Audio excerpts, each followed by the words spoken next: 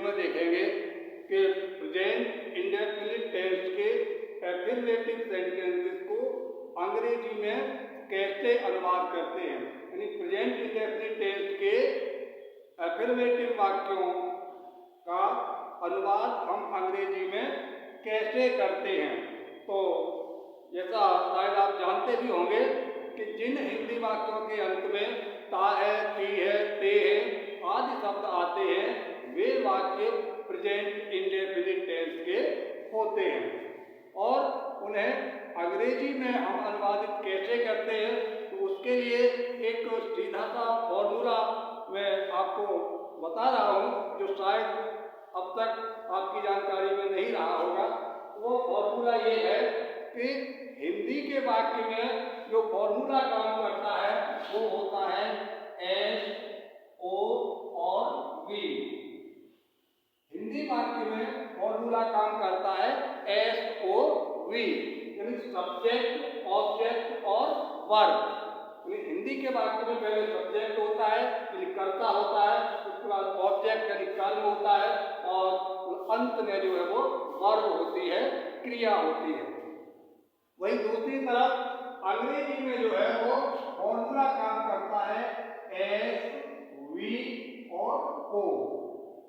अंग्रेजी में S, V, ओ का फॉर्मूला काम करता है।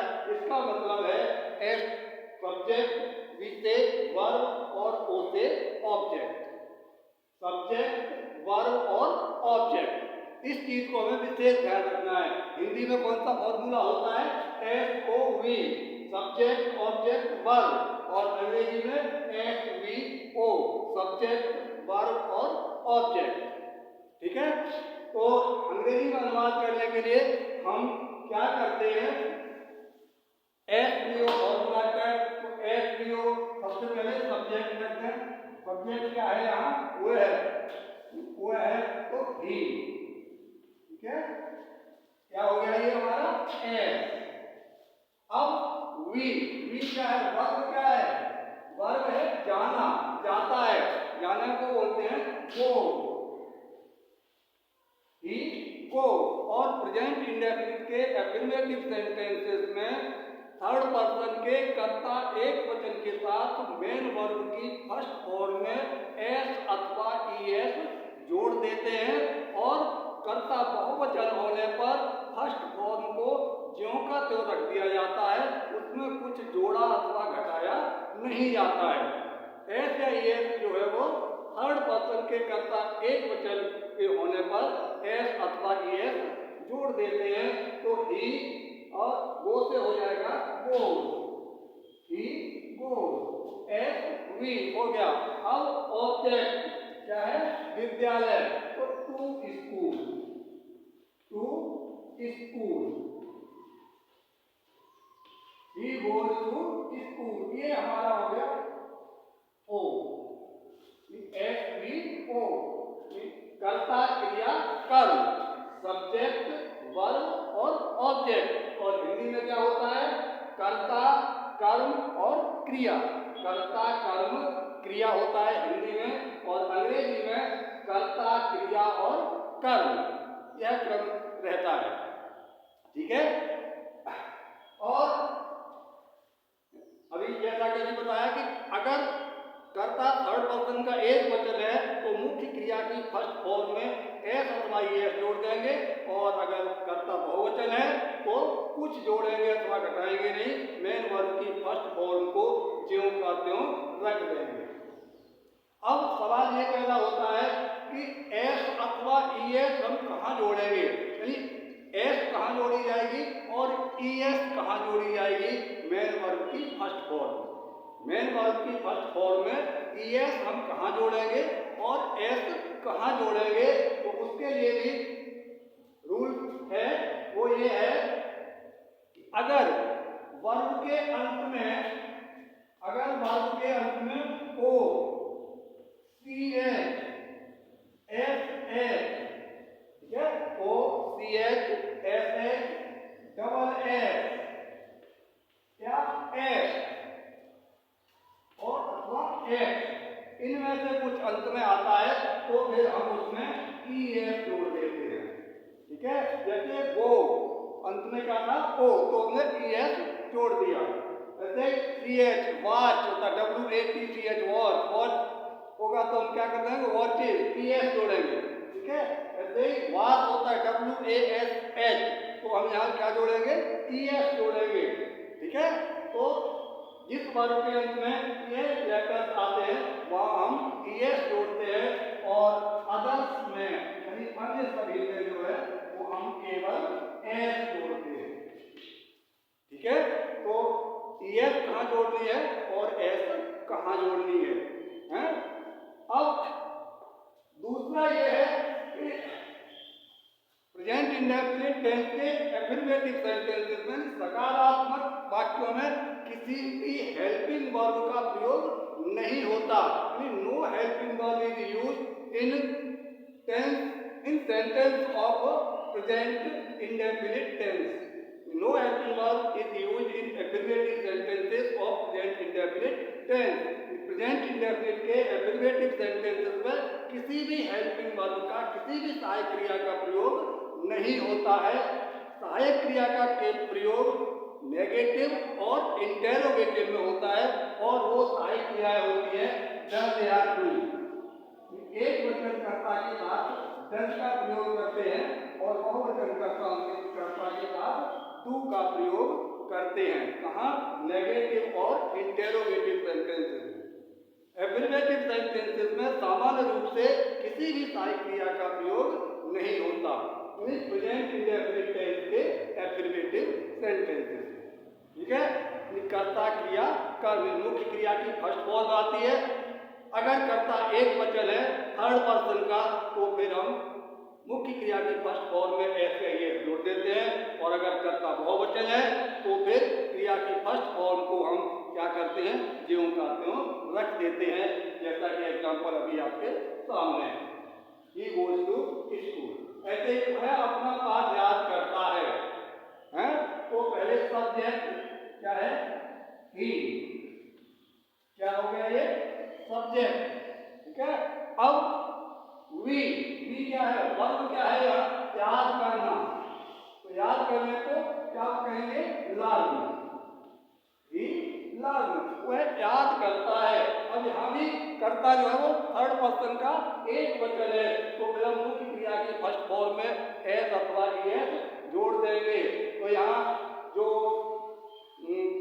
लेटर्स बताए थे वो तो है नहीं अंत में O CH SH double S S अथवा H ये तो वो चले, तो फिर यहाँ हम जोड़ेंगे केवल S। ही लर्न वह याद करता है, ठीक है। ये S हो गया, ये V हो गया, S हो गया V हो गया। अब ऑब्जेक्ट क्या याद करता है अपना पाठ, पाठ को क्या बोलते हैं लेसन, और अपना को is lesson, he learn is lesson. अब यहाँ एक बात ध्यान रखनी है, अगर अपना शब्द दिया हुआ है हिंदी वाक्य में अपना शब्द दिया है तो फिर क्या करते हैं हम ऑब्जेक्ट से पहले सब्जेक्ट का पॉजेसिव केस रख देते हैं, ठीक है। सब्जेक्ट का पॉजेसिव केस रख देते हैं हम कहाँ ऑब्जेक्ट से पहले, यानी अपना अपनी अपने ऐसा कुछ दिया है तो अब सब्जेक्ट के पॉजेसिव क्या है कहते आई का है माई, अगर सब्जेक्ट आई है तो अपने के लिए क्या आएगा माई, आई का माई, ही का हिज, सी का हर, यू का योर, दे का देयर आदि, है ना। तो ही लर्न इज लेसन, ये क्या हो गया SVO फॉर्मूला यहाँ पर आ गया। ऐसे वे क्रिकेट खेलते हैं तो यहाँ सब्जेक्ट कौन है दे, यानी कौन का प्रश्न करने पर जो उत्तर प्राप्त होता है वही सब्जेक्ट होता है। जैसे क्रिकेट कौन खेलता है तो उत्तर मिलेगा वाक्य के अनुसार वे, तो वे जो है सब्जेक्ट हो गया कर्ता हो गया, तो दे सब्जेक्ट हो गया। अब क्या आएगा वी वर्ब, क्या करते हैं खेलते हैं प्ले, दे प्ले वे खेलते हैं। अब यहाँ कर्ता बहुवचन है, इसलिए एस या एस नहीं आएगा। एक वचन होता तो एस अथवा एस जुड़ जाती नियमानुसार। ठीक है, तो दे प्ले, प्ले क्या हो गया, ये हो गया हमारा वी यानी वर्ब। ठीक है, और ऑब्जेक्ट क्या रह गया, क्या कहते हैं, the cricket. They play the cricket, they play the cricket. कर्ता क्रिया कर्म, और यहाँ क्या था, कर्ता कर्म और क्रिया। एसओवी और एसपीओ को विशेष रूप से ध्यान में रखेंगे। ठीक है, ऐसे अगला है राधा एक सुंदर गीत गाती है। राधा एक सुंदर गीत गाती है, तो यहाँ कर्ता कौन है, राधा, तो क्या हो जाएगा, राधा। राधा क्या है, एस है, सब्जेक्ट है। अब वी क्या है, क्या करती है राधा, गाती है, तो गाने को क्या बोलते हैं, सिंग। राधा सिंग। अब गाने वाली अकेली है, ये सब्जेक्ट जो सिंगुलर नंबर है, एक वचन है, तो मेन वर्ब की फर्स्ट फॉर्म में हम एस जोड़ देंगे। हम राधा सिंग, राधा गाती है, ये हमारा राधा सब्जेक्ट हो गया, ये क्या हो गया, सिंग तो वर्ब हो गया। अब ऑब्जेक्ट क्या गाती है, एक सुंदर गीत, a beautiful song, a beautiful song, Radha sings a beautiful song. ठीक है, तो इस प्रकार जो है वो हम प्रेजेंट इंडेफिनिट टेंस के हिंदी वाक्यों को अंग्रेजी में ट्रांसलेट कर देते हैं। मुख्य रूप से हमें केवल 2-3 बातें ध्यान रखनी है। कर्ता क्रिया और कर्म का क्रम रहता है, जिसमें क्रिया की वर्ब की फर्स्ट फॉर्म आती है। अगर कर्ता थर्ड पर्सन का एक वचन है तो फर्स्ट फॉर्म में ईएस अथवा एस जोड़ देते हैं, और अगर बहुवचन है तो फर्स्ट फॉर्म को ज्यों का त्यों रख देते हैं। दूसरा, एफर्मेटिव सेंटेंस में, प्रेजेंट इंडेफिनिट के एफर्मेटिव सेंटेंस में किसी भी सहायक क्रिया का प्रयोग नहीं होता। सहायक क्रिया डू अथवा डज जो है वो नेगेटिव अथवा इंटेरोगेटिव सेंटेंसेस में आती है। ठीक है, तीसरा ये है जो अंत में है या है शब्द दिया होता है, इसकी हम कोई अंग्रेजी नहीं लगाते। ठीक है, तो इस प्रकार जो है वो प्रेजेंट इंडेफिनिट टेंस के एफर्मेटिव सेंटेंसेस को हम क्या करते हैं, अंग्रेजी में अनुवादित कर देते हैं, अंग्रेजी में अनुवाद कर देते हैं। अब जैसा कि अभी बताया कि एफर्मेटिव सेंटेंसेस में सहायक क्रिया का प्रयोग नहीं होता, लेकिन इसका अपवाद भी है ना। सामान्य रूप से एफर्मेटिव सेंटेंसेस में सहायक क्रिया डू अथवा डज का प्रयोग नहीं होता, लेकिन अगर वाक्य में किसी क्रिया पर अधिक जोर दिया गया है, क्रिया पर जोर देकर कोई बात कही गई है, तो फिर वहां एफर्मेटिव सेंटेंसेस में भी हेल्पिंग वर्ब एक वचन के साथ डज और बहुवचन के साथ डू आती है। जैसे वह रामायण पढ़ता है, वह रामायण पढ़ता है, वह रामायण पढ़ता है, सामान्य सी क्रिया है, तो क्या हो जाएगा, ही। अभी जो एग्जाम्पल देंगे थे बिल्कुल उसी तरह, ही पढ़ता है, रीड, करता एक वचन है तो रीड, ही रीड्स। और क्या पढ़ता है, ये ऑब्जेक्ट क्या है, he reads the Ramayan, he reads the Ramayan. ये क्या है, सामान्य, एस ओ वी होता है ना। अब यहीं पर क्रिया पर जोर कर अगर कोई बात कही है, जैसे वह रामायण पढ़ता तो है, वह रामायण पढ़ता तो है, वह रामायण पढ़ता तो है, यानी जिस वाक्य में तो आए हैं, तो आता है, तो फिर वहां हम सहायक क्रिया का प्रयोग करते हैं कर्ता के वचन के अनुसार, एक वचन के साथ डज और बहुवचन के साथ डू। वह रामायण पढ़ता तो है, ही, ठीक है, और फिर डज, एक वचन है तो डज, ही डज। अब क्रिया पढ़ना, रीड। अब यहाँ क्योंकि सहायक क्रिया डज आ गई, इसलिए यहाँ फर्स्ट फॉर्म में एस अथवा ये नहीं आएगा, भले ही कर्ता एक वचन हो अथवा बहुवचन हो। डज रीड, वह पढ़ता तो है क्या, द रामायण, द रामायण। ठीक है, इस सामान्य रूप में क्या हुआ, वह रामायण पढ़ता है, तो ही रीड्स द रामायण। और क्रिया पर जोर देकर अगर उसी बात को कहा गया तो क्या हो गया, वह रामायण पढ़ता तो है, तो अंग्रेजी हो गया he does read the Ramayan. कहते मैं विद्यालय जाता हूँ, मैं विद्यालय जाता हूँ। ठीक है, और एक है मैं विद्यालय जाता तो हूँ, मैं विद्यालय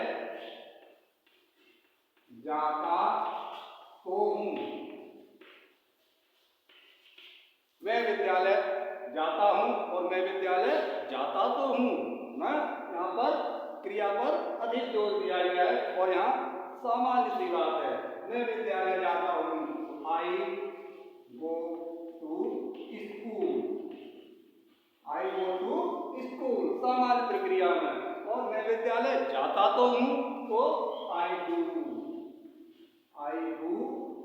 गो to school, I do go to school. कहते चपरासी घंटी बजाता है, चपरासी घंटी बजाता है।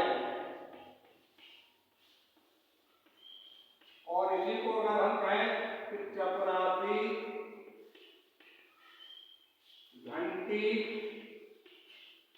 बजाता तो है, बजाता तो है, यहाँ सामान्य सी बात है क्या, पियोन, चपरासी सब्जेक्ट हो गया, अब वर्ब भी है, बजाना को रिंग, चपरासी एक वचन है तो रिंग्स, पियोन रिंग्स, चपरासी बजाता है, क्या बजाता है, घंटी, तो घंटी ऑब्जेक्ट द बेल,